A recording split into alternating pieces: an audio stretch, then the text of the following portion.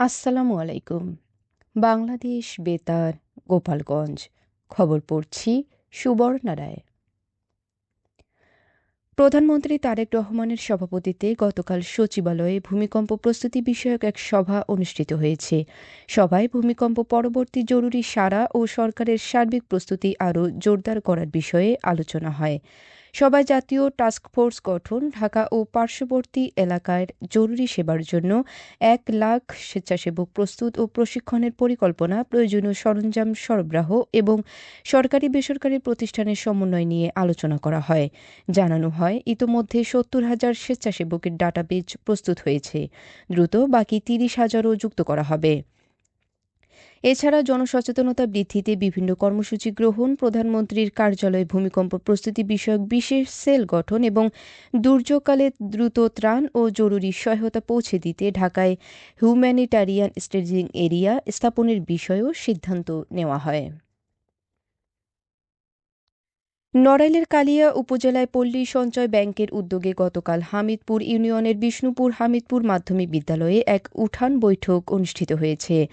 অনুষ্ঠানে প্রধান অতিথি ছিলেন জেলা প্রশাসক ড মোহাম্মদ আব্দুল সালাম। বিশেষ অতিথি ছিলেন কালিয়া উপজেলা নির্বাহী কর্মকর্তা মোহাম্মদ জিন্নাতুল ইসলাম ও সহকারী কমিশনার ভূমি শ্রাবণী বিশ্বাস। এ সময় ইউপি চেয়ারম্যান পলি বেগম, বিদ্যালয়ের প্রধান শিক্ষক প্রলয় কুমার সহ স্থানীয় গণ্যমান্য ব্যক্তিরা উপস্থিত ছিলেন। জেলা প্রশাসক সদস্যদের নিয়মিত সঞ্চয়ের অভ্যাস গড়ে তোলার উপর গুরুত্বারোপ করেন। মাদারীপুর সদর উপজেলার ঘটমাঝি ইউনিয়নের টুবিয়া বাজারে প্লাস্টিক ও বর্জ্যমুক্ত পরিবেশ গড়ে তুলতে গতকাল বিশেষ পরিচ্ছন্নতা অভিযান পরিচালিত হয়েছে। সাধারণ ব্যবসায়ী, টুবিয়া বাজার ব্যবসায়ী কল্যাণ সমিতি, বাজারের ইজারাদার ও সামাজিক সংগঠন বিডি ক্লিনের যৌথ উদ্যোগে আয়োজিত কর্মসূচিতে প্রধান অতিথি ছিলেন সমাজসেবক মোহাম্মদ খলিলুর রহমান দর্জি। তিনি বাজারের পরিচ্ছন্নতা বজায় রাখতে সবাইকে এগিয়ে আসার আহ্বান জানান এবং ব্যবসায়ীদের জন্য অস্থায়ী সমিতির কার্যালয় নির্মাণে উদ্যোগ নেওয়ার আশ্বাস দেন। এ সময় স্থানীয় জনপ্রতিনিধি, ব্যবসায়ী ও গণ্যমান্য ব্যক্তিরা উপস্থিত ছিলেন। কর্মসূচি শেষে অংশগ্রহণকারীরা টুবিয়া বাজারকে সবসময় পরিচ্ছন্ন, প্লাস্টিক ও বর্জ্যমুক্ত রাখার অঙ্গীকার করেন। গোপালগঞ্জে ট্রাক ও নসিমনের মুখোমুখি সংঘর্ষে রাজু শেখ নামে এক কিশোর নিহত হয়েছেন। এই ঘটনায় নসিমনের চালকসহ আরও 2 জন আহত হয়েছেন। মঙ্গলবার রাতে সদর উপজেলার বেদগ্রাম রঘুনাথপুর সড়কের বেদগ্রাম রেল ক্রসিং এলাকায় এই দুর্ঘটনা ঘটে। পুলিশ জানায়, রঘুনাথপুর থেকে বেদগ্রামগামী একটি নসিমন রেল ক্রসিং এলাকায় পৌঁছালে বিপরীত দিক থেকে আসা একটি ট্রাকের সঙ্গে মুখোমুখি সংঘর্ষ হয়। এতে নসিমনটি সড়কের পাশে খাদে পড়ে গেলে 3 জন গুরুতর আহত হন। পরে স্থানীয়রা আহতদের উদ্ধার করে গোপালগঞ্জ মেডিকেল কলেজ হাসপাতালে ভর্তি করেন।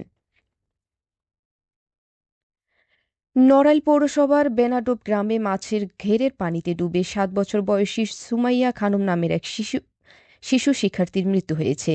গতকাল বিকেল 4:30টার দিকে নড়াইল পৌরসভার বেনাডোব গ্রামে এ ঘটনা ঘটে। পুলিশ জানায়, সুমাইয়া খানম গতকাল বিকেলে পরিবারের অজান্তে বাড়ির পাশে একটি মাছের ঘেরে পড়ে যায়। পরে তাকে দেখতে না পেয়ে পরিবারের লোকজন খোঁজাখুঁজি শুরু করেন। খোঁজাখুঁজির এক পর্যায়ে বাড়ির পাশে মাছের ঘেরের পানি থেকে ভাসমান অবস্থায় তাকে উদ্ধার করে নড়াইল জেলা হাসপাতালে নিয়ে গেলে দায়িত্বরত চিকিৎসক অলোক কুমার বাগচি পরীক্ষা নিরীক্ষা শেষে তাকে মৃত ঘোষণা করেন। আইনগত প্রক্রিয়া শেষে মরদেহটি পরিবারের কাছে হস্তান্তর করা হবে। এদিকে মাদারীপুর সদর উপজেলার খোয়াজপুর ইউনিয়নের চর খোয়াজপুর গ্রামে ঋণের বোঝা ও পারিবারিক অশান্তিতে হাসান ফকির নামে এক যুবক আত্মহত্যা করেছে। পুলিশ জানায়, গতকাল সকালে কর্মস্থল থেকে বাড়ি ফেরার পর হাসান ফকির নিজ বাড়ির বাথরুমে যান। দীর্ঘ সময় বাইরে না আসায় পরিবারের সদস্যদের সন্দেহ হলে খোঁজ নিয়ে তাকে গলায় ফাঁস দেওয়া অবস্থায় দেখতে পান। পরে দ্রুত উদ্ধার করে মাদারীপুর 250 শয্যা জেলা হাসপাতালে নেওয়া হলে চিকিৎসক তাকে মৃত ঘোষণা করেন। পুলিশ আরও জানায়, ঘটনার প্রকৃত কারণ নিশ্চিত হতে তদন্ত চলছে। এছাড়া আইনগত প্রক্রিয়ায় অংশ হিসেবে মরদেহের ময়নাতদন্তের ব্যবস্থা করা হয়েছে। সবশেষে আবহাওয়া।